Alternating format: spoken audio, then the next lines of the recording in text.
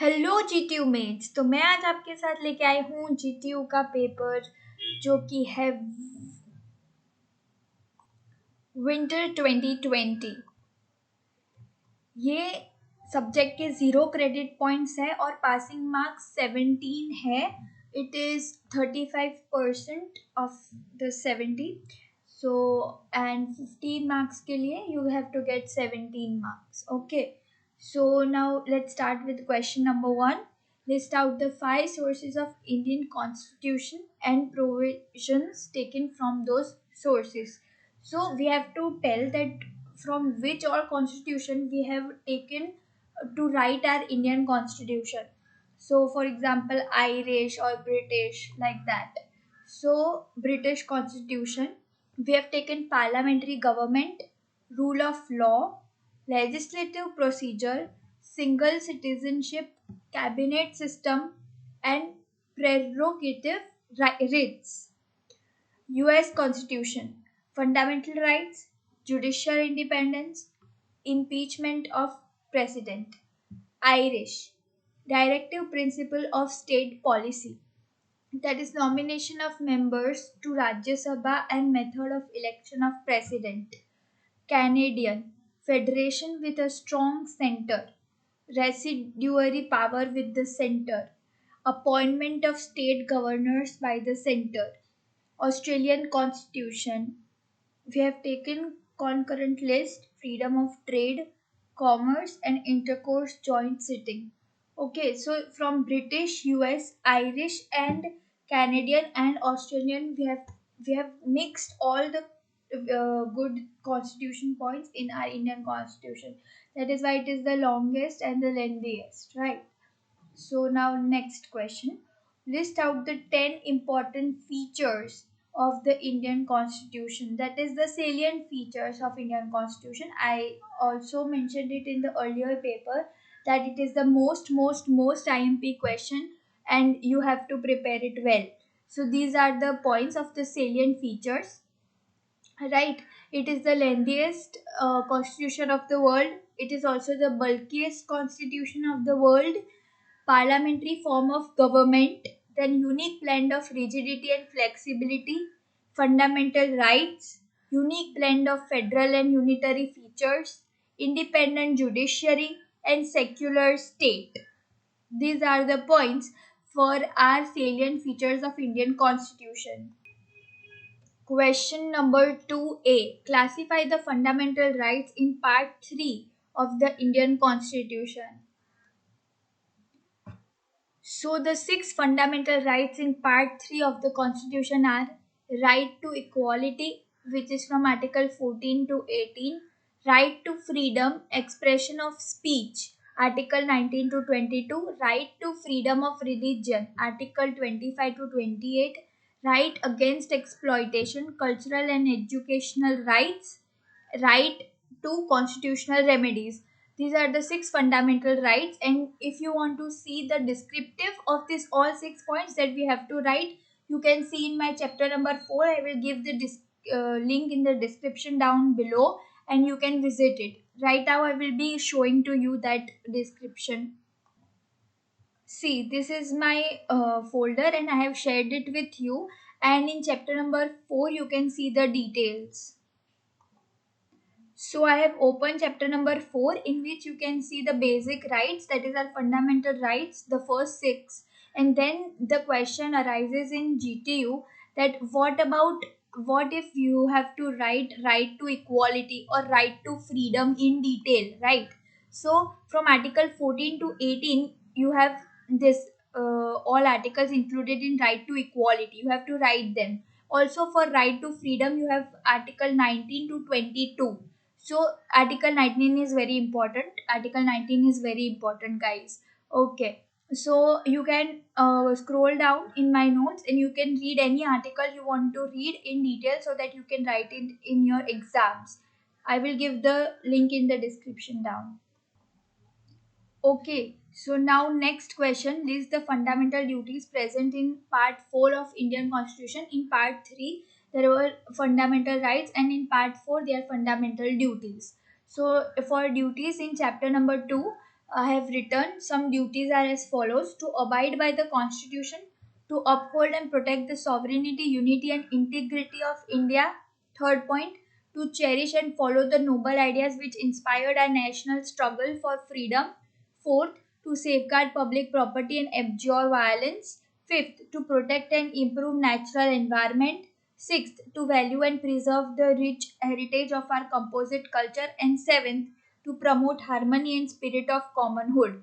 You can find these notes in the description down below. Okay, so next question. The next question is about the Article 19. As I have already shown you that from chapter number 4 you can find notes, you can find Article 19, right? Here is Article 19 and this is its description. Okay, so next question. Do you think fundamental rights are absolute in nature?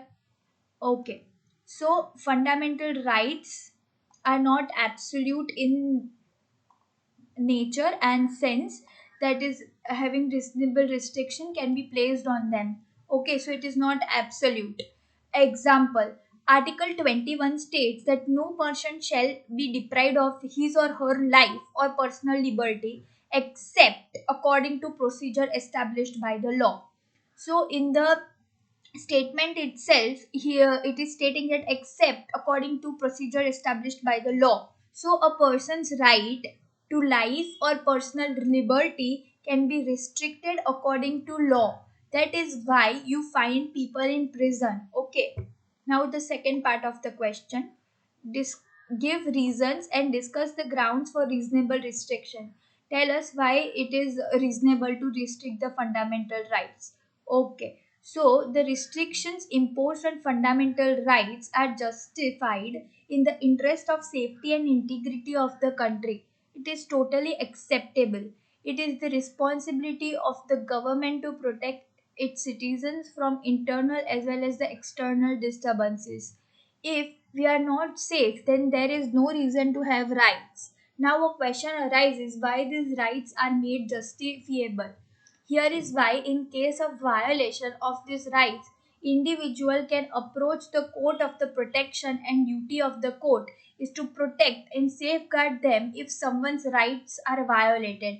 If a government enacts a law that restricts or violates any of these rights, it will be declared invalid by the courts. Okay, so now the next question is discuss the significance of the fundamental rights, or write the features of the fundamental rights, or why is fundamental rights important. All these questions have only one answer, which is the features of the fundamental rights. I have included this in my notes of chapter 4 and I will give the link in the description down below. Okay, the 5 points are: it is amendable if necessary. Its aim at restoring collective interest along with individual interest. They are superior to ordinary law of land. They are not absolute and they are justiciable also. I have showed you the features of the constitution, or say fundamental rights. Now its significance is they are the foundation of the country's democratic system. They create the necessary conditions for man's material and moral protection. They are a powerful bulwark of individual liberty. They help to establish the rule of law in the country. They defend the rights of minorities and the weaker section of the society. And further, there are more points. Whichever you like, you can select 5 and write down with for your 5 marks. Question number 5A. Identify the socialist, Gandhian, and Western liberal principle as mentioned in Directive Principle of State Policy. Okay, so here are there classification of principle: socialist principles, Gandhian principles, liberal and intellectual principles. Directives based on socialist principles: article 38, article 39,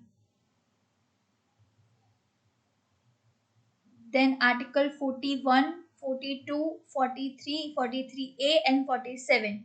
You can write any of the two for this socialist principles and any of the two for Gandhian principles. Okay, I have discussed it in the earlier question paper also. Gandhian principles are important. Okay, so Article 40 states organize village panchayats. Article 43 states promote cottage industries. Article 46 states the upliftment of weaker sections of the society. Article 47 states improve public health. Article 48 states prohibit the slaughter of cows and slaves on the name of religion. Liberal and intellectual principles. So these are the liberal and intellectual principles. I will give the description of this notes down below and you can see it. But you have to see the whole video because I have collected this information from different sources as it was not available at one book or one site, and if you go in a book then it will get lengthier. So I have found out short points and precise answers for you. So my humble request to see the whole and complete video.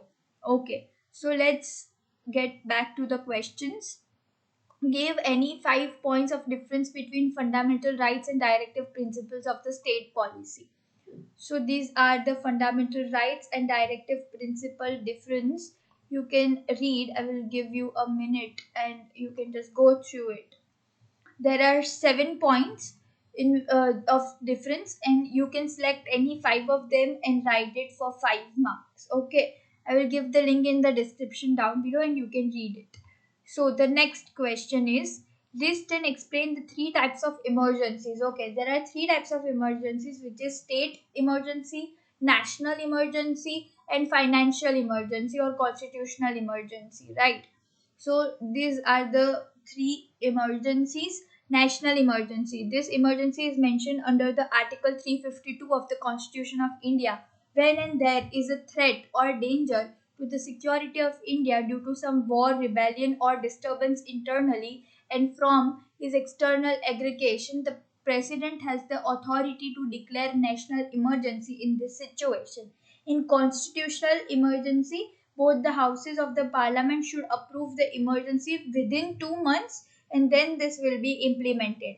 Financial emergency is when the state is going through bad finance and a threat or some situation arises where there is a threatening for the financial state of the country. Okay. The note is the national emergency in India has been declared thrice by the president. Constitutional emergency in various states has been declared more than 100 times till date, and the financial emergency have never been declared in India as of now. Okay. So next question. List and explain constitutional powers allotted to the president of the India. So, what are the powers associated with the president?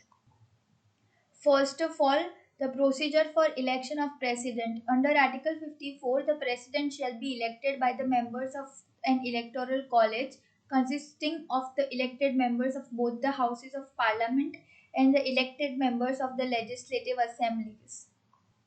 What are the executive powers of the president are stated here. The military powers and diplomatic powers are as follows. The president is the supreme commander of the defense forces of the country. He appoints the heads of the army, navy, and air force. He has powers to declare war and peace. Diplomatic powers. So the president sends and receives ambassadors and other diplomatic representatives. All treaties and international agreements are negotiated, concluded in the name of the president through subject to ratification by parliament.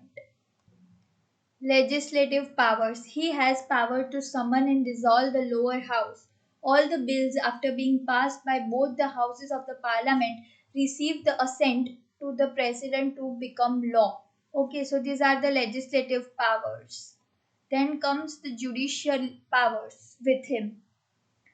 Then there is this financial powers and also importantly emergency powers. You can pause the video and see at your own pace, read at your own pace. Next, the next question is what is the federal structure and what are the features in the constitution to make it federal? Okay, so The federal features of the Constitution of India are explained below. First of all, the dual polity. What do you mean by dual polity? The Constitution established a dual polity consisting of the Union at the center and the state at the periphery. Each is endowed with sovereign powers to be exercised in the field assigned to them respectively by the Constitution. Okay, so dual polity, then there is written Constitution. So federal structure means there is a written constitution. Also, it includes all articles, preambles, and also it gives power for amendments. Then there is division of powers. Okay, so this division of powers is between union list, state list, and concurrent list. So the powers are not with one authority; it is divided amongst. Then supremacy of the constitution: no one is above than law, nobody is above than law. That is the supremacy of the constitution. Then it is also rigid constitution, where we need to follow rigidity, or it can be flexible, okay, according to the situation, according to the current situation. Then independent judiciary. The constitution establishes an independent judiciary headed by the Supreme Court for two purposes. One, to protect the supremacy of the constitution by exercising the power of judicial review, and second, to settle the disputes between the center and the states, or between the states.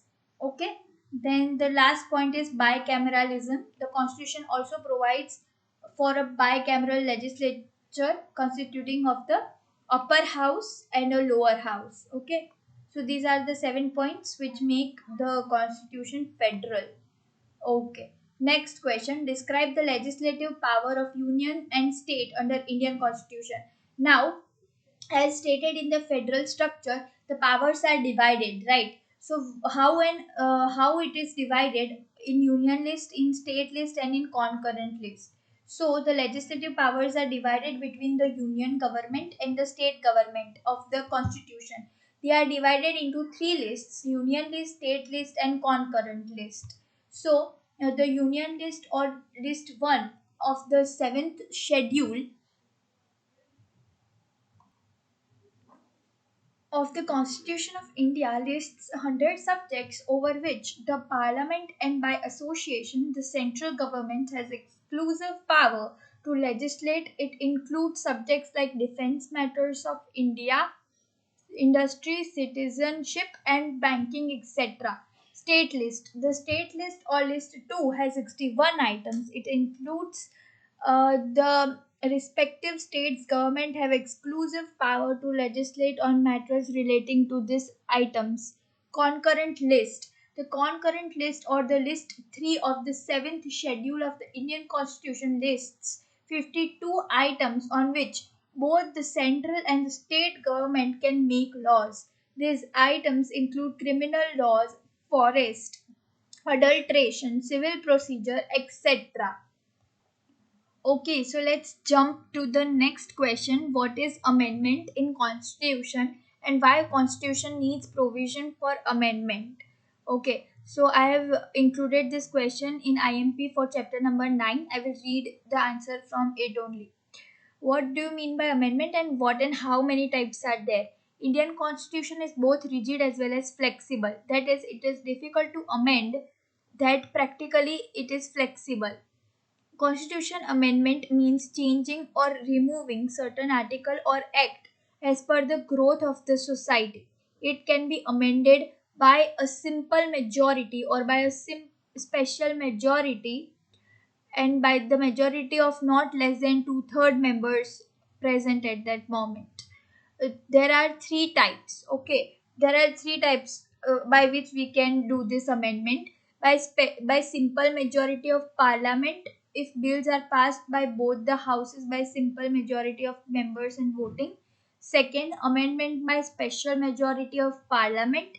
And third, amendment by special majority of the parliament and the rectification of half of the state legislature. Now, what is the second part of the question, that why constitution needs provision for amendment? So this is the procedure of amendment. Okay, now we will be discussing why it needs, what is the need for the amendment. Okay, so you can write these all points, which means these: it is necessary for the growth and change of the society, and also you can include the points you think are valid in this question. Okay, so the next question and the last question is: explain in detail the history, silent features, objectives, and failures of 74th Amendment, Part 9, the Panchayat. Okay, so let's first start with the salient features of 74th Constitution Amendment Act of Panchayats. Three types of municipalities. The act provides for the constitution of the following three types of municipalities in every state: a Nagar Panchayat for a transitional area, a municipal council for a smaller urban area, a municipal corporation for a larger urban area. However, there is one exception: if there is an urban area where municipal services are being provided by an industrial establishment, then the governor may specify that area to be an industrial township. In such a case, a municipality may not be constituted. Okay, now let's see its objective. So the objectives are: the act guaranteed or granted municipalities constitutional status. It is brought them under the purview of the constitutional justiciable provisions. In other words, state governments have constitutional obligation to implement the new municipal system in accordance with the provisions of the Act. The Act's goal is to revitalize and strengthen municipal councils and governments so that they can function effectively as units of local government. Okay, so that's it, guys. That's for the day, that's for the paper, and I will be uploading more such papers. So please do subscribe so that you get the content. Please do share because there's IC exam on 28 for semester 3. Okay, thank you so much.